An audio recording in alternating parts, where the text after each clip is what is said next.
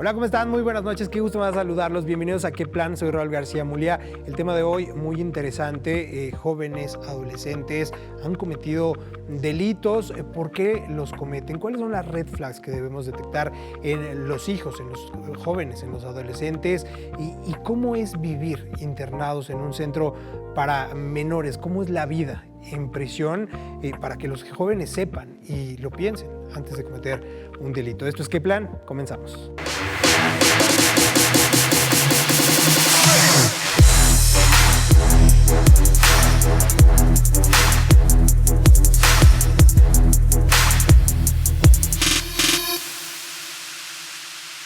Bueno, pues vamos a analizar este tema, un tema importante, evitar que los jóvenes, que los adolescentes pues lleguen a estar recluidos, que eviten cometer algún delito. Y para esto nos acompaña esta noche Cristina Eugenia Pablo Dorantes. Ella es investigadora de la Universidad Autónoma del Estado de México. Gracias por estar con nosotros, Cristina. Muchas gracias. Y también nos acompaña Mari Carmen Espinosa de los Monteros, psicoterapeuta especializada en niños, adolescentes, jóvenes. Y bueno, pues un tema importante, ¿no? Y un tema que todo mundo lo puede vivir, desafortunadamente. Pero para tener un panorama, Cristina, ¿cómo es para un joven, para un adolescente, para un menor de edad, vivir recluido? Es muy complicado. Esta situación de los menores, por eso es que se atiende especialmente. De hecho, la justicia ahora deben de estar especializados.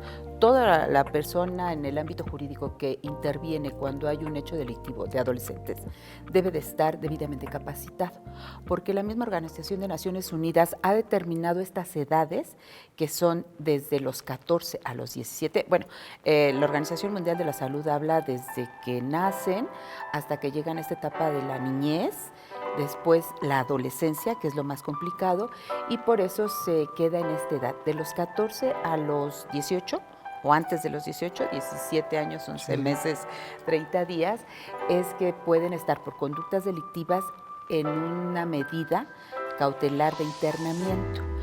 Cuando llegan a cometer una conducta grave, que es para los adultos un delito grave, y tienen menos de 14 años, se tienen que tomar otro tipo de medidas.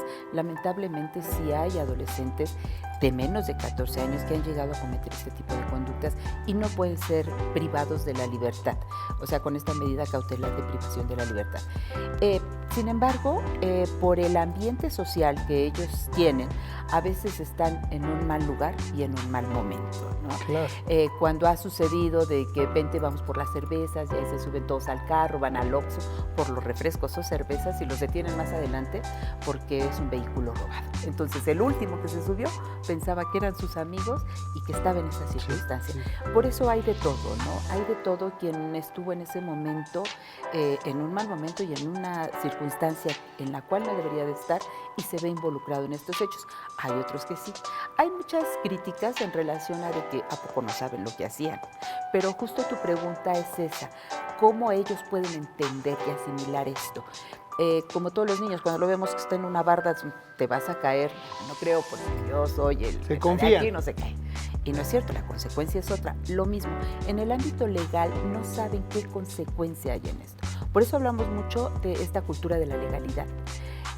Hablan a veces con los delitos, ahora que ya es para los adultos y para los adolescentes también es castigado, estas cuestiones cibernéticas. La información de fotografías, por ejemplo, pueden caer en pornografía infantil, que es una conducta grave.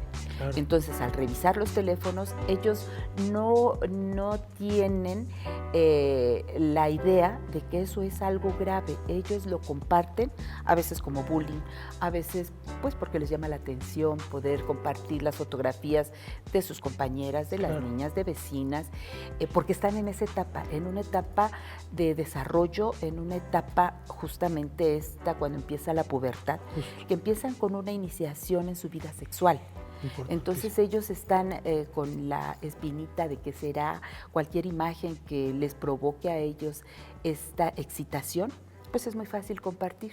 pero para adultos es pornografía infantil. Sí, Para adolescentes, la gravedad. Es el tema que se confían, el tema pues de que se les hace fácil.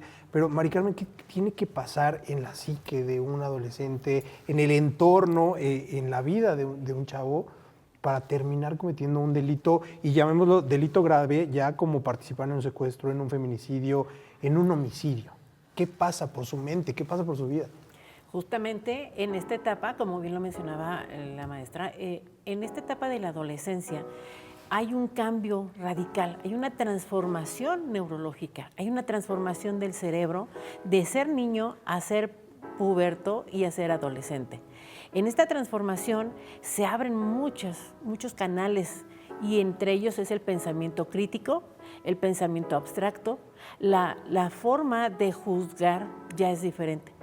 Empieza a tener un entendimiento diferente de la realidad, porque a cosas que le parecían muy simples o muy inocentes, justo con este despertar hormonal, neurológico y todo, pues empiezan a encontrar otros sentidos. ¿Y qué sucede? Que todos los ambientes en los que se mueve influyen muchísimo. El ambiente familiar, el ambiente escolar, el ambiente social, comunitario, son estos tres ambientes en donde va a determinar de qué manera este pensamiento que tiene este joven o esta jovencita, cómo se va a ir transformando. Entonces, aquí vemos la importancia de todos los adultos que estamos alrededor de los jóvenes, porque cuando ellos empiezan en este despertar de la comunicación, entonces, ¿qué están recibiendo de información? ¿Cómo lo reciben? ¿Cómo lo procesan? ¿Y cómo lo manifiestan? Bien decías hace rato, llega un momento en el que no les parece que sea grave. ¿Por qué? Porque dentro de la influencia del internet, de los mensajes que se están dando, bueno, pues es que no es tan importante, o sea, pues sí se murió y ya, ¿no?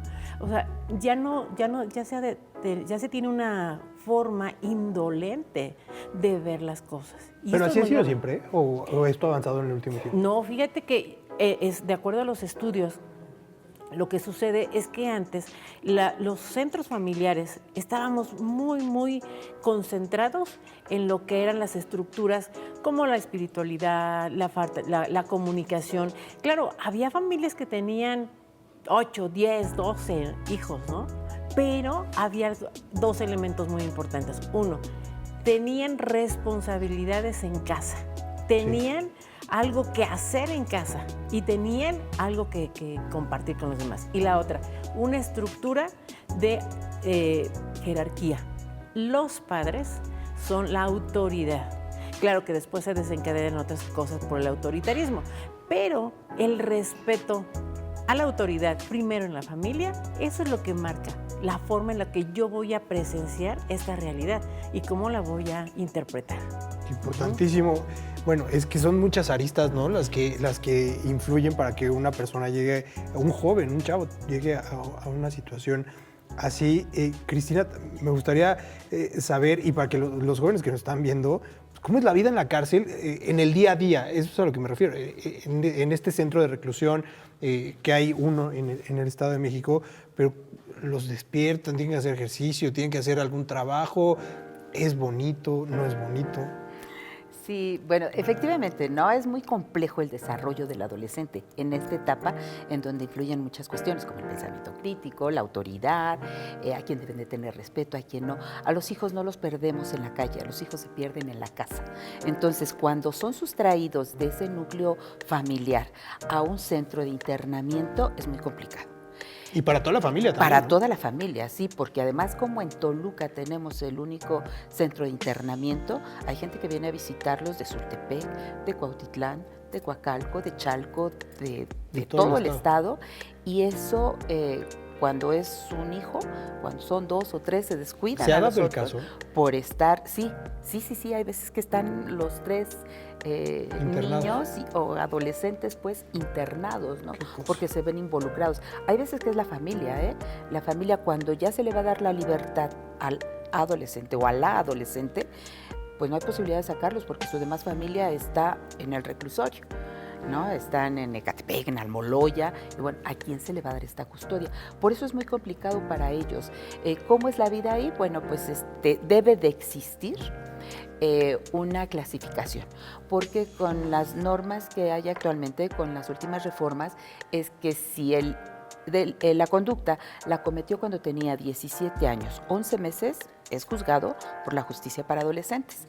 Si lo detienen después de 18 años, no puede entrar al penal, sino que tiene que entrar a este centro de internamiento. Entonces, por eso es que se exige que haya esta clasificación, si no habría contaminación. Porque efectivamente no es que uno se duerma adolescente y amanezca adulto con todo lo que uno viene cargando, claro, ¿no? Y eso, al convivir con ellos, pues hay contaminación. Entonces, ahí se les da de comer, tienen actividades, como lo establece la propia Constitución, que es la capacitación, tienen educación, hay quien termina en la primaria, tienen hasta nivel superior, tienen medio superior, que ahí mismo siguen estudiando. Existen los talleres para la capacitación al trabajo. Hay pues diferentes, dependiendo a veces la administración pública, que se les proporciona este tipo de talleres. Deporte, también están obligados a realizar para tener una reinserción, ¿no? Y la salud, sí, para lo de las adicciones también. Entonces, todos estos ese es otro tema que ahorita vamos a platicar. Marica, tengo que hacer una pausa, es muy breve, pero seguimos analizando este tema y también para aprender, bueno, pues cómo evitar que los jóvenes caigan en un delito. Vamos a hacer una pausa, es muy breve, regresamos.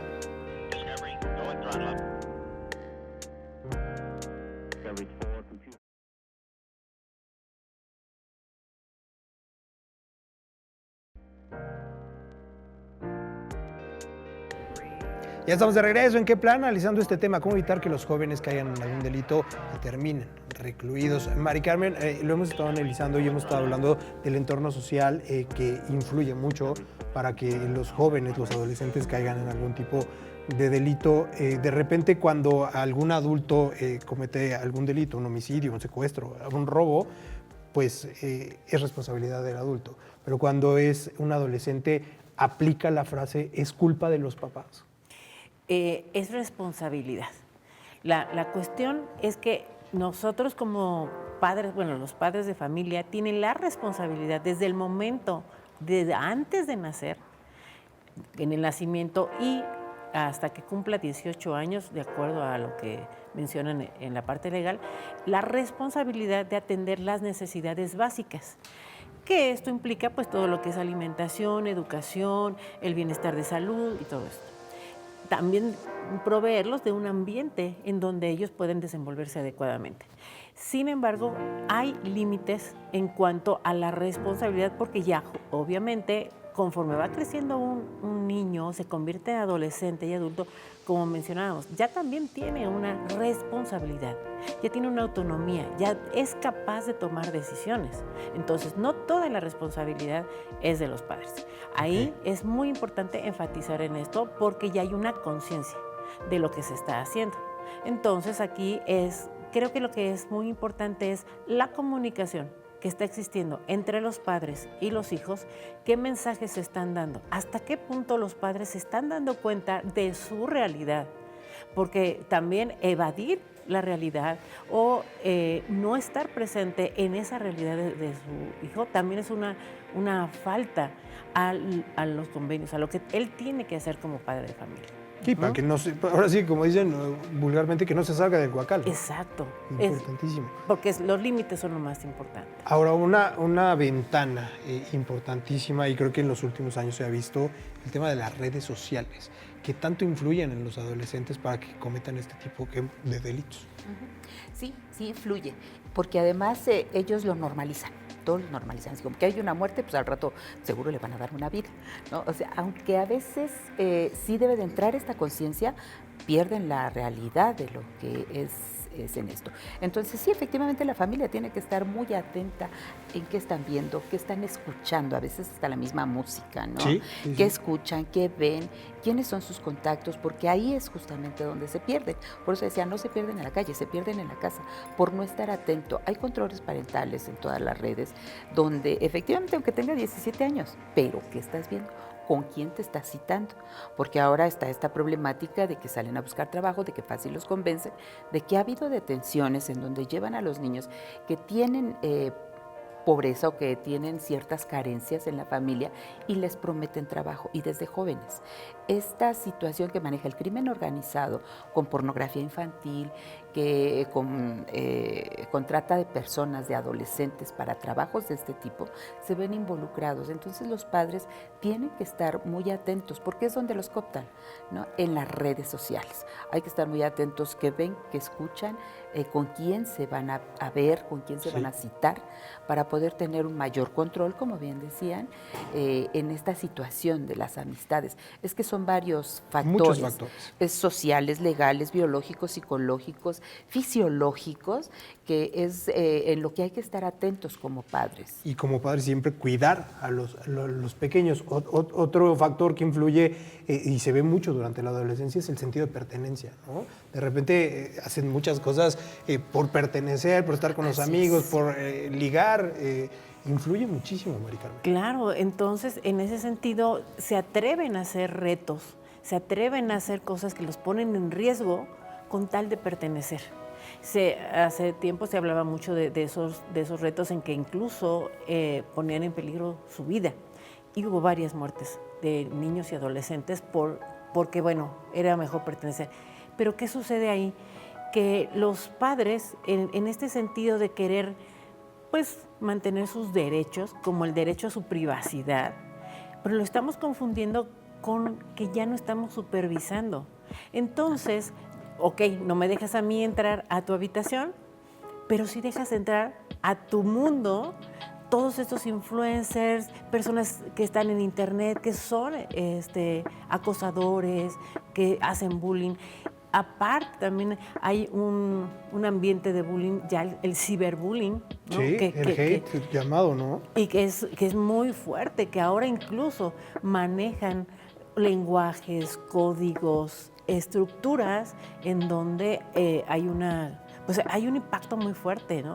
Ahora se habla, por ejemplo, de la manósfera.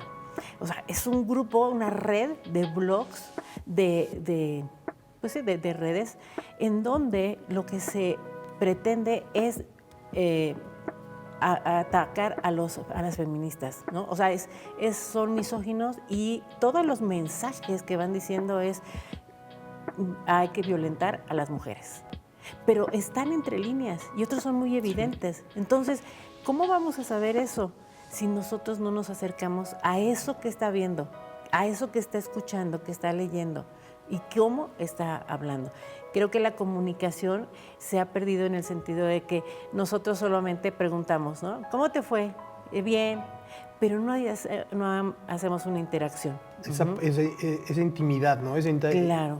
Intimar y profundizar con los chavos, con los jóvenes. Lo vimos y lo quería mencionar, esta serie que se hizo tendencia, la serie de adolescentes, que bueno, pues marca cómo es el proceso de la detención de un chavo, ¿no? Y cómo es este interrogatorio donde te das cuenta de todo lo que pasa, pero vive en una familia aparentemente feliz, normal, por así decirlo.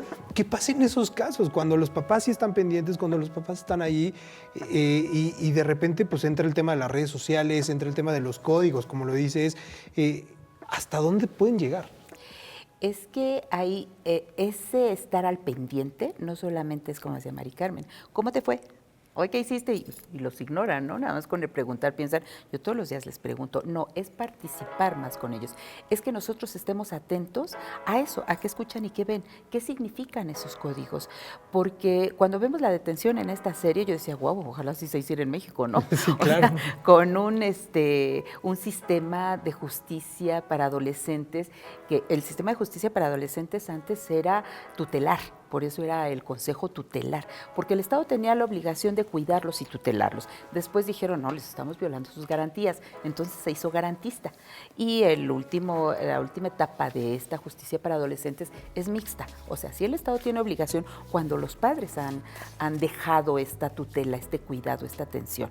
Pero a esta edad, entre los 13, 14, que biológicamente y psicológicamente ellos buscan esa identidad. ¿Con quién se van a identificar? ¿Por qué no les acercamos grandes deportistas? ¿Por qué no les acercamos grandes músicos, adolescentes? Esta etapa de las artes, que es lo que deberíamos de acercarles a los adolescentes, porque ellos buscan en las redes. ¿Y qué hacen? Al escuchar narcocorridos, a lo grave aquí que decían, bueno, ¿por qué pasa? Por la impunidad.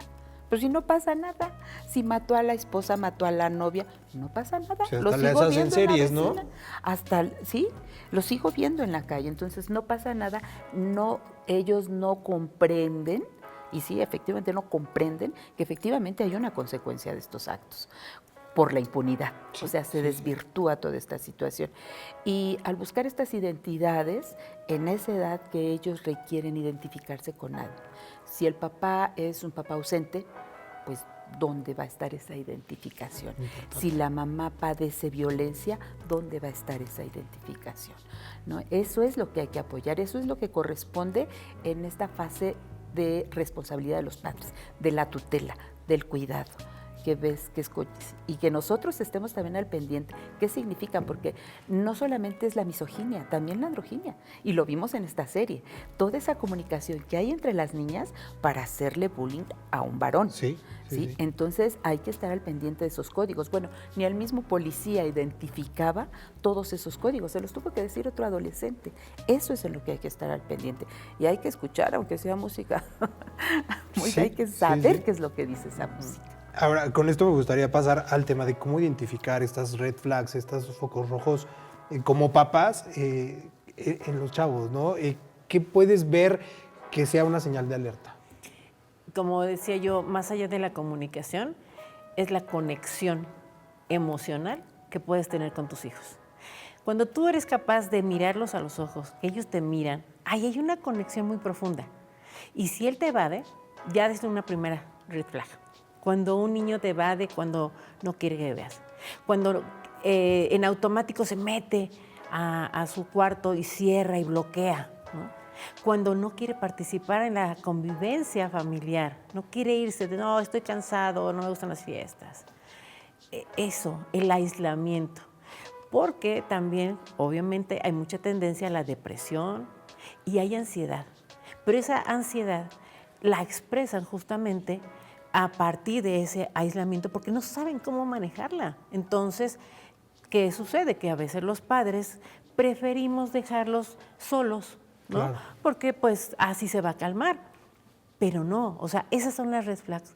Cuando ves que está cambiando, hay un cambio drástico en su conducta y que no hay que confundir con los cambios de la adolescencia. Importantísimo. Me queda un minuto, Cristina. No puedo evitar preguntarte en un minuto, ¿cómo ves el sistema de justicia para los jóvenes y adolescentes? Falta. Por eso cuando vi esa serie dije, bueno, pues si así sucede, Ojalá fuera así, leerles sus derechos, que estuvieran verdaderamente alguien que conoce ese desarrollo, porque lo importante es eso, conocer el desarrollo, porque no solamente es de los padres que debe de haber esa conexión, sino que la autoridad también debe de entender precisamente cada etapa del desarrollo de los adolescentes, para poder comprender la situación y la investigación. ¿Estamos lejos? Sí. Sí. Qué cosa. Bueno, pues ahí la situación. Muchísimas gracias. Gracias, Cristina, por estar con nosotros esta noche. Gracias, Mari Carmen. Muchas gracias por ampliarnos el panorama y bueno, pues a cuidar a los hijos y a todos los chavos. Cuídense mucho porque no hay de otra. Hay que ser responsables y no hay que caer en este tipo de situaciones porque no nos llevan a ningún buen lugar. Gracias por estar con nosotros. Soy Raúl García Mulia. Nos vemos el próximo lunes.